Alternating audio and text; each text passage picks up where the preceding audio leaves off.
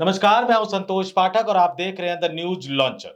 देश के प्रधानमंत्री नरेंद्र मोदी की नई मुख्यमंत्री ने 45 दिनों के अंदर ही 6 सबसे बड़े धोखे दे दिए हैं। हालत ये हो गई है कि दिल्ली की जनता ने जिन उम्मीदों के साथ भारतीय जनता पार्टी की सरकार को चुना था, देश के प्रधानमंत्री नरेंद्र मोदी के वायदों पर भरोसा करके दिल्ली की वो जनता अब सड़कों पर उतर गई है भारतीय जनता पार्टी की नई मुख्यमंत्री रेखा गुप्ता के खिलाफ।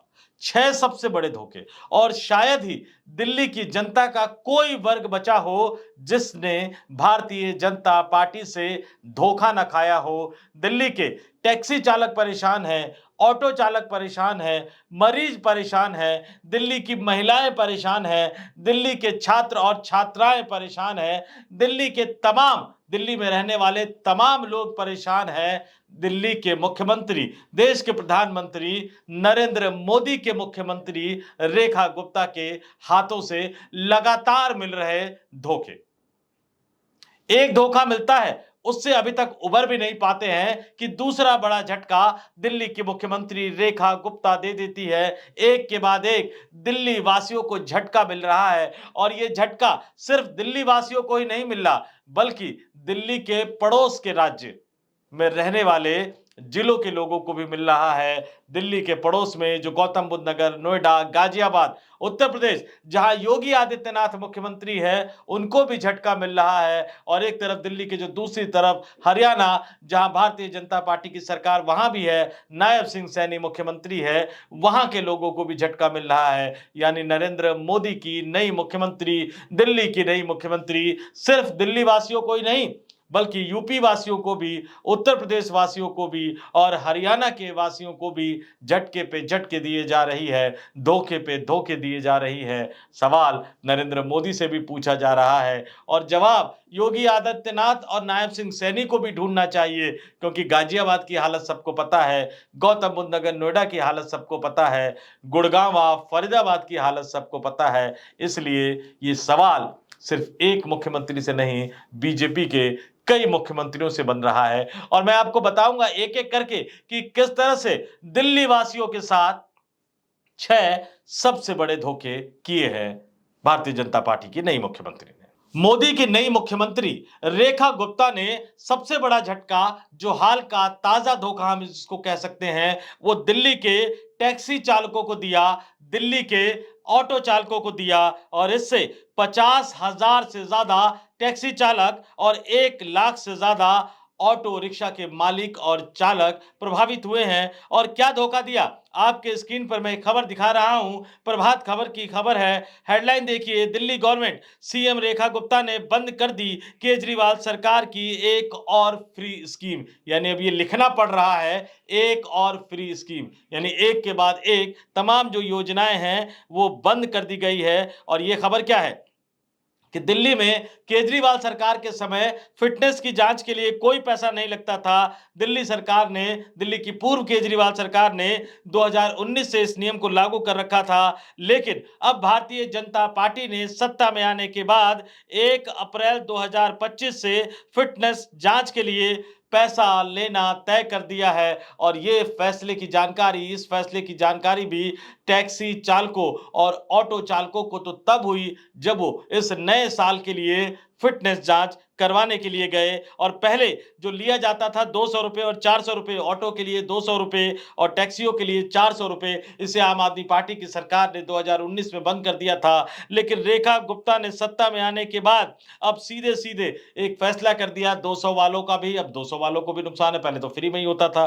तो ऑटो चालकों और टैक्सी के मालिकों को अब फिटनेस की जांच के लिए 300 रुपए देने होंगे। और इससे भी बड़ी बात कर दी गई है कि अगर फिटनेस की जांच में देरी होती है तो रोजाना के आधार पर 50 रुपए का जुर्माना भी देना होगा। यानी जितने दिन तक आप फिटनेस की जांच नहीं करवाते हैं, उतने दिन के हिसाब से, प्रतिदिन के हिसाब से 50 रुपए जोड़कर जुर्माना लिया जाएगा।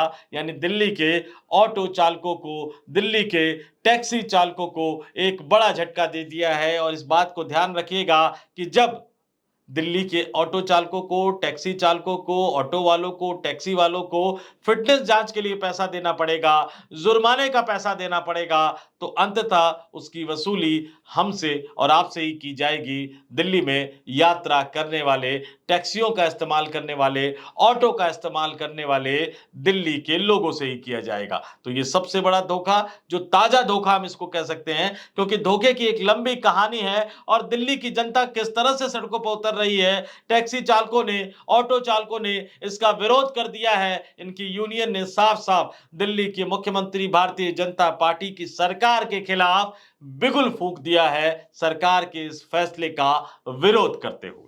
दिल्ली के मुख्यमंत्री रेखा गुप्ता ने कल ही भारत सरकार के साथ दिल्ली में भी आयुष्मान भारत योजना को लागू करने के लिए एक समझौता किया है और उसके बाद दिल्ली के मुख्यमंत्री ने इस समझौते का गुणगान करते हुए कहा कि दिल्ली के 6.5 लाख से ज्यादा पात्र परिवारों को आयुष्मान भारत योजना का लाभ मिलने जा रहा है। आमतौर पर भारतीय जनता पार्टी इससे पहले की आम आदमी पार्टी सरकार पर पुरजोर तरीके से आरोप लगाती रही है कि उन्होंने आयुष्मान भारत की योजना लागू नहीं की, जिसका नुकसान दिल्ली वासियों को उठाना पड़ा। लेकिन अब दिलचस्प चीज निकलकर सामने आ रही है कि आयुष्मान भारत योजना तो छोड़ दीजिए, इलाज एक तरफ रहने दीजिए, हालत यह है कि दिल्ली के सरकारी अस्पतालों में अब दवाइयों का टोटा हो गया है। दिल्ली में बड़ी मुश्किल से जनता सरकारी अस्पतालों में जाकर डॉक्टर को दिखवाती है, जांच भी उन्हें बाहर से करवाना पड़ता है और उसके बाद जो डॉक्टर दवाई लिखते हैं, दिल्ली के सरकारी अस्पतालों में वो दवाइयां नहीं मिल रही है और दिल्ली वासियों को बाहर प्राइवेट मेडिकल स्टोर से वो दवाइयां खरीदनी पड़ रही है। और इस तरह की हालत, इस तरह की कहानी दिल्ली के किसी एक सरकारी अस्पताल की नहीं है। दिल्ली के लगभग दिल्ली सरकार के अंतर्गत आने वाले तमाम सरकारी अस्पतालों की हालत यही हो गई है, इतनी खराब हो गई है। चाहे गुरु तेग बहादुर हॉस्पिटल की बात करें, चाहे इहिबास हॉस्पिटल की बात करें, चाहे भगवान महावीर हॉस्पिटल की बात करें, चाहे चाचा नेहरू हॉस्पिटल की बात करें, दीनदयाल उपाध्याय हॉस्पिटल की भी यही हालत है, दीपचंद बंधु हॉस्पिटल की भी यही हालत है, डॉक्टर हेडगेवार हॉस्पिटल की भी यही हालत है और गुरु गोविंद सिंह हॉस्पिटल, यानी दिल्ली के तमाम सरकारी अस्पतालों में दवाइयों का टोटा हो गया, दवाइयों की कमी हो गई। सवाल ये उठ रहा है, सवाल ये उठना भी चाहिए कि सरकार बदलने के साथ ही दिल्ली के अस्पतालों में लोगों को मिलने वाली मुफ्त दवाइयां कहां गायब हो गई और क्यों दवाइयां नहीं आ रही है।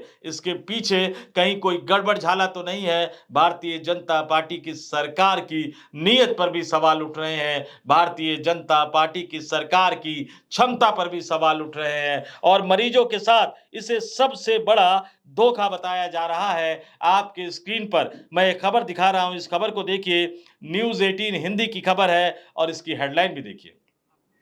ग्राउंड रिपोर्ट है, दिल्ली के सरकारी अस्पताल में दवाओं का टोटा, मरीज बोले पर्ची मिलती है, दवा नहीं। और ये ग्राउंड रिपोर्ट है दिल्ली के सरकारी अस्पतालों की, जो ये बता रही है कि भारतीय जनता पार्टी की सरकार आने के बाद, रेखा गुप्ता के मुख्यमंत्री बनने के बाद हालात सुधरने की बजाय हालात दिनों दिन और ज्यादा खराब होते जा रहे हैं। सवाल ये उठ रहा है कि दवाइयों की कमी का फायदा किसको मिल रहा है या किसको इसका फायदा पहुंचाया जा रहा है। दिल्ली की महिलाओं के साथ, दिल्ली की लड़कियों के साथ, कॉलेज जाने वाली, स्कूल जाने वाली छात्राओं के साथ सबसे बड़ा धोखा दिल्ली की एक महिला मुख्यमंत्री ही कर रही हैं। भारतीय जनता पार्टी शासित तमाम राज्यों में दिल्ली इकलौता राज्य है जहां भारतीय जनता पार्टी ने एक महिला मुख्यमंत्री दी है और वही महिला मुख्यमंत्री दिल्ली की महिलाओं को, दिल्ली के आसपास राज्यों में रहने वाली महिलाओं को मिलने वाली मुफ्त बस सुविधा का लाभ उनसे छीन लिया है। अब उसमें कई तरह के किंतु परंतु लगाए जा रहे हैं। अब आपको महिलाओं को, दिल्ली की महिलाओं को पिंक टिकट नहीं मिलेगा, बल्कि उनको स्मार्ट कार्ड दिया जाएगा और इस स्मार्ट कार्ड को लेने के लिए उन्हें अपना एड्रेस प्रूफ भी दिखाना होगा, कुछ ना कुछ दस्तावेज भी दिखाने होंगे। और यही एक बड़ा सवाल कि महिलाओं के साथ भी भेदभाव, शायद रेखा गुप्ता ये भूल गई हैं कि दिल्ली एनसीआर का एक कंसेप्ट हुआ करता है और वो जो मुख्यमंत्री बनी है, दिल्ली एनसीटी कहा जाता है और इसमें दिल्ली के आसपास सटे राज्यों के लोगों को मैं फिर दोबारा से जिक्र कर देता हूं, नोएडा, गाजियाबाद, गुड़गांव, फरीदाबाद, इन तमाम लोगों को बसाया इसीलिए गया, या इन तमाम जिलों को इनकी जो बसावट बढ़ी या इनके विकास के लिए जो केंद्र सरकार अलग से फंड देती है वो एनसीआर फंड के नाम से दिया जाता है। और ये इसलिए दिया गया था कि आप दिल्ली से बाहर, दिल्ली के पड़ोस के राज्यों के जिलों में रहिए, लेकिन आपको दिल्ली का राष्ट्रीय राजधानी क्षेत्र की सुविधा का पूरा पूरा लाभ मिलेगा। दिल्ली के सरकारी अस्पतालों में इलाज मिलेगा, दिल्ली के स्कूलों में आप अपने बच्चों को पढ़ा पाएंगे, दिल्ली वासियों को जो लाभ मिलते हैं वो भी आपको मिलेंगे। और इसलिए दिल्ली की सरकार ने इससे पहले महिलाओं को जो फ्री बस सुविधा दे रखी थी वो तमाम महिलाओं को मिलती थी, भले ही वो दिल्ली की हो या गाजियाबाद की हो या नोएडा की हो, गुड़गांव की हो, फरीदाबाद की हो, योगी आदित्यनाथ के राज्य की हो या फिर नायब सिंह सैनी के राज्य की हो, लेकिन उन्हें फ्री बस सुविधा मिलती थी। लेकिन अब उसको एक तरह से रोक लगा दिया गया है, बाहर की महिलाओं को तो नहीं मिलेगा और दिल्ली की महिलाओं को भी अब पिंक टिकट नहीं मिलेगा, उन्हें भी अपने दस्तावेज जमा कराने पड़ेंगे, अपना पहचान पत्र देना होगा और उसके बाद उनका एक स्मार्ट कार्ड बनाया जाएगा। यानी व्यवस्था को और ज्यादा सुगम बनाने की बजाय उसको उलझाऊ बना दिया गया है। और ये कहते हुए दिल्ली के मुख्यमंत्री ये कह रहे हैं कि पिंक टिकट में एक बहुत बड़ा गड़बड़ था, घोटाला था। आप खुद सोचिए, जो पिंक टिकट फ्री में महिलाओं को बस की यात्रा करने के लिए दिया जाता है, उसमें भला कैसा घोटाला, क्योंकि उसमें महिलाओं से तो कोई पैसा लिया नहीं जा रहा था, उनसे बस का किराया तो लिया नहीं जा रहा था। लेकिन कई तरह के किंतु परंतु लगाकर, कई तरह की शर्तें लगाकर रेखा गुप्ता ने, एक महिला मुख्यमंत्री ने, दिल्ली की महिलाओं के साथ सबसे बड़ा धोखा कर दिया। और इस धोखे की कहानी यही बंद नहीं हो रही है, एक के बाद एक। जैसे मैंने कहा ना कि दिल्ली वासी एक धोखे से उबरते हैं तो दूसरे धोखे की कहानी उनके सामने आ जाती है। दिल्ली वासियों के साथ चौथा सबसे बड़ा जो धोखा किया गया वो दिल्ली के पेरेंट्स के साथ, अभिभावकों के साथ किया गया। सरकारी स्कूल की हालत सबको पता है। बड़ी मुश्किल से दिल्ली का मिडिल क्लास पैसे बचा बचा कर अपने बच्चों को अच्छी शिक्षा दिलवाने के लिए प्राइवेट स्कूल में पढ़वाता है। लेकिन जैसे ही दिल्ली में सरकार बदली, दिल्ली के प्राइवेट स्कूलों ने 10 से 20% तक अपने फीस में बढ़ोतरी कर दी है। दिल्ली के ज्यादातर बड़े छोटे प्राइवेट स्कूलों का नाम इसमें आने लग गया है कि वो दिल्ली में फीस को बढ़ा रहे हैं और दिल्ली की सरकार चुपचाप बैठी हुई है, जो पहले सत्ता में थी, जो अब विपक्ष में आ गई है आम आदमी पार्टी, वो सीधा सीधा आरोप लगा रही है कि दिल्ली में शिक्षा माफियाओं को बढ़ावा दिया जा रहा है। मैं इससे पहले भी एक वीडियो में बता चुका था, जब प्रवेश वर्मा के मुख्यमंत्री बनने की बारी आई थी, हालांकि जो व्यक्ति इस दुनिया में नहीं है, राजनीतिक रूप से उनकी आलोचना करना सही नहीं माना जाता, लेकिन दिल्ली में जो पहली सरकार बनी थी मदन लाल खुराना की, जिसमें साहिब सिंह वर्मा शिक्षा मंत्री हुआ करते थे, जितने भी डीडीए के पार्क थे, प्राइवेट स्कूलों को, संघ से जुड़े लोगों को, संघ से जुड़े ट्रस्ट के लोगों को स्कूल खोलने के नाम पर उन पार्कों की जमीन अलॉट कर दी गई थी। और उसके बाद जब एक बार फिर से इतने लंबे अरसे बाद 1993 से 1998 तक भारतीय जनता पार्टी की दिल्ली में सरकार थी और अब 2025 में फिर से भारतीय जनता पार्टी लौटी है, तो प्राइवेट स्कूलों को फिर से मनमानी करने की छूट मिल गई है। एक साल में, एक ही सीजन में, एक ही सत्र में 10 से 20% फीस बढ़ाने का क्या औचित्य है? ऐसा क्या स्कूलों में बढ़ा दिया गया? क्या वेतन बढ़ा दिया गया? क्या टीचरों की संख्या बढ़ा दी गई? क्या सुविधाओं को बढ़ा दिया गया? आखिर ऐसा क्या हो गया कि प्राइवेट स्कूलों को इतनी ज्यादा फीस बढ़ाने की छूट दे दी गई? क्योंकि सवाल तो उठेंगे, दिल्ली की सरकार पर उठेंगे, नरेंद्र मोदी की मुख्यमंत्री पर उठेंगे और शिक्षा माफिया को फायदा पहुंचाने की बात कही जा रही है। दिल्ली के पूर्व उप मुख्यमंत्री, दिल्ली के शिक्षा मंत्री ने बाकायदा इस मुद्दे को लेकर प्रेस कॉन्फ्रेंस की और विपक्ष की आवाज को सुनना बहुत जरूरी होता है। मनीष सिसोदिया ने मांग कर दी कि ये बहुत बड़ा घोटाला है, ये बहुत बड़ा गड़बड़झाला है और दिल्ली में जो प्राइवेट स्कूल बेतहाशा फीस में बढ़ोतरी कर रहे हैं, इसकी सीबीआई जांच होनी चाहिए। सुनिए, आपके स्क्रीन पर सुनवाता हूं मनीष सिसोदिया ने क्या कहा। हमें लग रहा है कि दिल्ली के लोगों को लूटने का खुला करप्शन शुरू हो गया है। दिल्ली में दिल्ली के पेरेंट्स को लूटने का खुला करप्शन शुरू हो गया है। दिल्ली के लोगों की जेब पे डाका डालने के ये खुलेआम काम हो रहा है। भारतीय जनता पार्टी की सरकार इस काम को करा रही है। ये लोगों के पेरेंट्स के जिनके बच्चे पढ़ रहे हैं, नौकरी पेशा लोग बड़ी मुश्किल से अपनी सैलरी से बचा बचा के फीस देते हैं, हर महीने उनसे 30-30, 40-40%, 10-10% की लूट बढ़ा देना, ये करप्शन है, करप्शन है, करप्शन है। और मैं कहूंगा कि इसकी सीबीआई जांच होनी चाहिए। दिल्ली के लोगों की इस बड़े पैमाने पर लूट, दिल्ली के पेरेंट्स की एजुकेशन माफिया द्वारा इतने बड़े पैमाने पर लूट सरकारी मिली भगत के नहीं हो सकती है। इसमें से कितना हिस्सा दिल्ली सरकार के मंत्रियों को मिल रहा है, इसकी सीबीआई जांच होनी चाहिए। इस बात की जांच होनी चाहिए कि जिन स्कूलों को इतने लंबे समय से केजरीवाल जी की सरकार ने फीस बढ़ाने से रोक रखा था, अचानक उनको इतनी खुली छूट किस दबाव में, किस लेन देन में, किस योजना के तहत दे दी दिल्ली सरकार ने, किस साजिश के तहत दे दी दिल्ली सरकार ने। मैं इसमें सीबीआई जांच की मांग करता हूं। आजकल लोग सेहत को लेकर, स्वास्थ्य को लेकर थोड़े बहुत ज्यादा चौकस रहते हैं। मॉर्निंग वॉक का कंसेप्ट जो है वो एक तरह से स्थापित हो गया है। आमतौर पर दिल्ली वासी ज्यादातर जो अच्छी अच्छी कॉलोनियां हैं वहां, और मिडिल क्लास वाली जो कॉलोनियां हैं वहां भी दिल्ली वासी मॉर्निंग वॉक के लिए निकलते हैं। लेकिन जैसे ही दिल्ली में सरकार बदली, जैसे ही भारतीय जनता पार्टी की सरकार आई, दिल्ली के कई पार्कों में जब मॉर्निंग वॉक करने के लिए लोग पहुंचे तो पता लगा कि डीडीए ने वहां पर चार्ज लगा दिया है। यानी पार्क में फ्री एंट्री बैन कर दी गई है। मॉर्निंग वॉक करने के लिए भी आपको मुफ्त में पार्क में प्रवेश नहीं दिया जाएगा, और दिल्ली के कई पार्कों में जाने के लिए टिकट लगा दिया गया है। लेकिन धोखे की कहानी यही नहीं बंद हो रही है। याद कीजिए, दिल्ली विधानसभा चुनाव के लिए चुनाव प्रचार के दौरान प्रधानमंत्री नरेंद्र मोदी ने दिल्ली की महिलाओं के साथ वादा किया था कि आप दिल्ली में भारतीय जनता पार्टी की सरकार बनवा दीजिए। पहली ही कैबिनेट की बैठक में दिल्ली की महिलाओं को 2500 रुपए यानी 2500 रुपए महीने देने का प्रस्ताव पारित कर दिया जाएगा, और 8 मार्च को पहली किस्त दिल्ली की महिलाओं के खाते में आ जाएगी। सरकार दिल्ली की महिलाओं ने बनवा दी, महिला मुख्यमंत्री भी बन गई, और उस 2500 का अभी तक अता पता नहीं है। एक समिति बना दी गई, कमेटी बना दी गई, बजट में फंड आवंटन करने की बात भी कह दी गई, लेकिन 8 मार्च तो कब का बीत गया।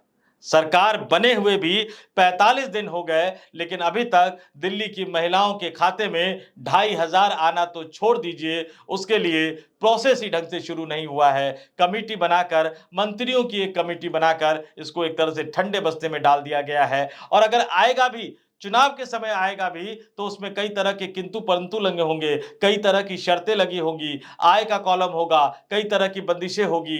प्रधानमंत्री ने जो वादा किया था उसमें कोई प्रतिबंध नहीं लगाया गया था, उसमें कोई स्टार नहीं था। दिल्ली की सभी महिलाओं को 2500 रुपए देने का वादा किया गया था, अभी तक उसका आता पता नहीं है। कब आएगा, कैसे आएगा, पता नहीं। भारतीय जनता पार्टी का ट्रैक रिकॉर्ड ये बताता है कि महिलाओं को अब भूल जाना चाहिए कि उनसे कभी ये वादा किया गया था, क्योंकि महाराष्ट्र में जिस तरह से बीजेपी सरकार पलट गई, दिल्ली में तो मुख्यमंत्री बनने के साथ ही रेखा गुप्ता ने दिल्ली की कंगाली का दावा कर दिया। वो बार बार कहती रही कि दिल्ली का खजाना खाली है, लेकिन नरेंद्र मोदी स्टाइल में, योगी आदित्यनाथ स्टाइल में बम्पर बजट उन्होंने पेश कर दिया, आंकड़े गिना दिए, लेकिन ये नहीं बताया कि दिल्ली की महिलाओं के खाते में 2500 रुपए कब आएंगे। आपने फंड का आवंटन तो कर दिया, दिल्ली की महिलाओं को डीटीसी बसों में फ्री ट्रेवल की, फ्री यात्रा की सुविधा कब तक मिलती रहेगी। पार्कों में क्यों पैसा लिया जा रहा है, अस्पतालों में दवाइयां क्यों नहीं मिल रही है, प्राइवेट स्कूल फीस में बढ़ोतरी क्यों कर रहे हैं, और टैक्सी और ऑटो चालकों के साथ फिटनेस का जो पहले कोई चार्ज नहीं लिया जाता था, अब उनसे चार्ज क्यों लिया जा रहा है, जुर्माने की राशि को भी क्यों बढ़ा दिया गया है। तो दिल्ली वासियों के साथ 45 दिनों में ये 6 सबसे बड़े धोखे की कहानी, और दिल्ली की जनता अब सड़कों पर उतर गई है। फीस बढ़ोतरी के खिलाफ पेरेंट्स प्रदर्शन कर रहे हैं, ऑटो चालक, टैक्सी चालक प्रदर्शन कर रहे हैं, महिलाओं की आवाज भी निकलने लगी है, वो भी 2500 रुपए मांग रहे हैं। मॉर्निंग वॉक करने वाले लोग भी विरोध कर रहे हैं, लेकिन सरकार तो बन गई है, विरोध कर रहे हैं, दिल्ली की जनता सड़कों पर उतर गई है। इस विरोध का कितना असर आने वाले दिनों में दिल्ली की मुख्यमंत्री रेखा गुप्ता पर पड़ता है, देश के प्रधानमंत्री नरेंद्र मोदी की नई मुख्यमंत्री पर पड़ता है, ये देखना होगा। याद दिला दूं, दिल्ली देश की राजधानी है, और भारतीय जनता पार्टी यहां लंबे समय तक अपने धोखे की कहानी को छुपा नहीं सकती। इसलिए धोखे की कुछ कहानियों को लेकर मैं आपके सामने आया हूं। ये सिलसिला अभी बंद होने वाला नहीं है। इस वीडियो में इतना ही। मुझे यानी संतोष पाठक को दीजिए इजाजत। आप तमाम लोग देखते रहिए द न्यूज लॉन्चर। नमस्कार।